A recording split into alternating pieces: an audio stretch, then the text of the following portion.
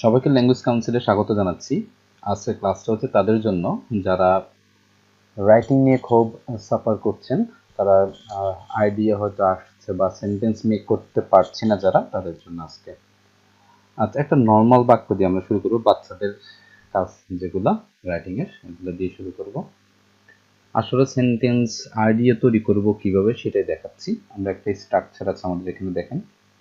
প্রথমে একটা সাবজেক্ট চিন্তা করব, এতটুকু আমরা সবসময় ঠিক রাখবো। হ্যাঁ, সাবজেক্ট, কাজ, কাকে কি, এতটুকু ঠিক না রাখলে আমরা খুবই বিপদে পড়ে যাব। ওকে, প্রথমে সাবজেক্ট বসাবো, তারপর কাজ বসাবো, তারপর কাকে কি।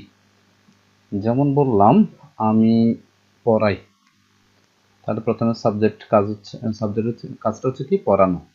কে পড়ায়? আমি। কাজটা যে করবে সেই সাবজেক্ট, এটা খেয়াল রাখবো। তাহলে আমি লিখলাম আই। কাজটা হচ্ছে কি, পড়ানো। পড়ানো ইংলিশ আমরা জানি টিচ। টিচ লিখলাম। কাকে পড়াই? কাকে আনবো একটা। কাকে পড়ায়? আমার স্টুডেন্টকে পড়ায়, মাই স্টুডেন্টস। My students. কি পড়ায়? বললাম যে ইংলিশ পড়ায়, ইংলিশ। আস্তে আস্তে সেন্টার বড় হচ্ছে। কোথা হতে পড়ায়, কোন দিকে পড়ায়, এগুলো বাদ দিয়ে দিই। এই দুইটা বাদ, আপাতত বাদ। হ্যাঁ, দরকার হলে পরে ইউজ করবেন আপনারা, বাদ দিলাম আপাতত। আচ্ছা, কিভাবে পড়ায়? খুবই ভালোভাবে পড়ায়, তাহলে এটা আমরা দিই।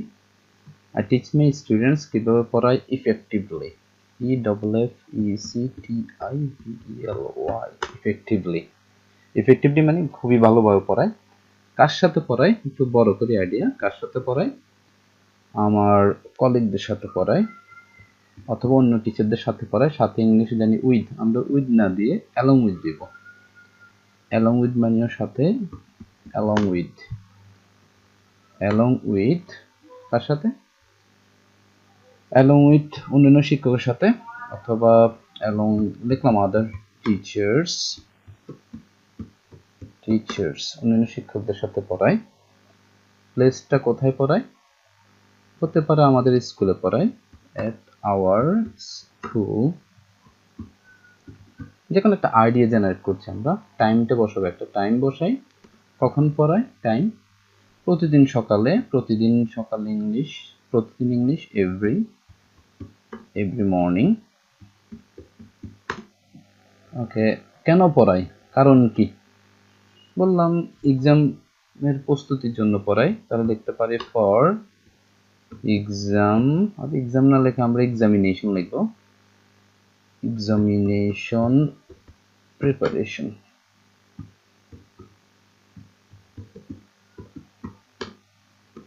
এই যে সেন্টেন্স বড় করা যাচ্ছে। ওকে, যদি বলি, আচ্ছা এবার আর একটা সেন্টেন্স বড় করতে পারি কিনা দেখি। এখন নর্মাল সেন্টেন্স দিয়ে আমি বললাম আমি সংগ্রহ করি, এরকম কিছু একটা আনি, অথবা আমরা সংগ্রহ করি, উই। উই কাজটা হচ্ছে কি, সংগ্রহ করা। তাহলে এরপর একটা কাজ এনে দিব, কালেক্ট। কালেক্ট কাকে সংগ্রহ করি বা কি সংগ্রহ করি, কিছু একটা আনবো। আমরা বললাম আমরা কি সংগ্রহ করব, কিছু একটা। কি সংগ্রহ করা যেতে পারে? আমরা বই সংগ্রহ করি, আমি যেহেতু স্টুডেন্ট, বুকস। বুকস সংগ্রহ করি। কোথা থেকে সংগ্রহ করি? আমরা ঢাকা থেকে সংগ্রহ করি, কারণ খুলনা বইপত্র কম পাওয়া যায়। তাহলে ঢাকা থেকে, তাহলে ফ্রম ঢাকা। ঢাকা, ঢাকা একটা প্রপার নাউন, মানে নির্দিষ্ট যে কোনো কিছুর নামকে আমরা প্রপার নাউন বলি। আর প্রপার নাউনের প্রথম লেটার ক্যাপিটাল ইউজ করি আমরা। কিভাবে সংগ্রহ করি? আমরা পোস্টের মাধ্যমে সংগ্রহ করি, বাই পোস্ট। পোস্টের মাধ্যমে বা কুরিয়ারের মাধ্যমে। হ্যাঁ, পোস্ট বা কুরিয়ার। আচ্ছা, কার সাথে সংগ্রহ করি? তাহলে বললাম আমার বন্ধু বান্ধব সহ। সহ ইংলিশ উইথ দিতে পারি বা ইনক্লুডিং দিতে পারি। এবার উইথ দিই, উইথ। আচ্ছা, আমাদের, আমরা যেহেতু সংগ্রহ করে বলছি, তাহলে আমাদের বললাম যে আমাদের প্রতিবেশী সহ, with our neighbours. URS neighbours. Neighbours মানে ঠিক নাই, নেইবারস, ও ঠিক আছে। আমেরিকান ইংলিশ, আমেরিকান BOUR নেই না, এই জন্য ল্যাপটপ আমেরিকান, এই জন্য। তাহলে কার সাথে সংগ্রহ করি? আমাদের নেইবারদের সাথে। প্লেসটা কোথা? খুলনা শহরে সংগ্রহ করি এটা আমরা, in Khulna city. Khulna city, Khulna শহরে। কখন সংগ্রহ করি এটা? প্রত্যেক সপ্তাহে সংগ্রহ করি, এভরি উইক। এভরি উইকে করি। কেন করি? কেন করি কারণটা, কারণ আমরা টু দিয়ে প্রকাশ করি। টু হতে পারে অনেক বেশি প্র্যাকটিস করার জন্য, টু প্র্যাকটিস, অথবা বলতে পারি অনেক জ্ঞান অর্জন করার জন্য, টু অ্যাকুয়ার, অথবা গেদার দিই আমরা, টু গেদার আরো জ্ঞান, মোর নলেজ, নলেজ। এইভাবে আমরা যদি প্র্যাকটিস করি তাহলে সেন্টেন্স অটোমেটিক বাড়তে থাকবে, বাড়তে থাকবে।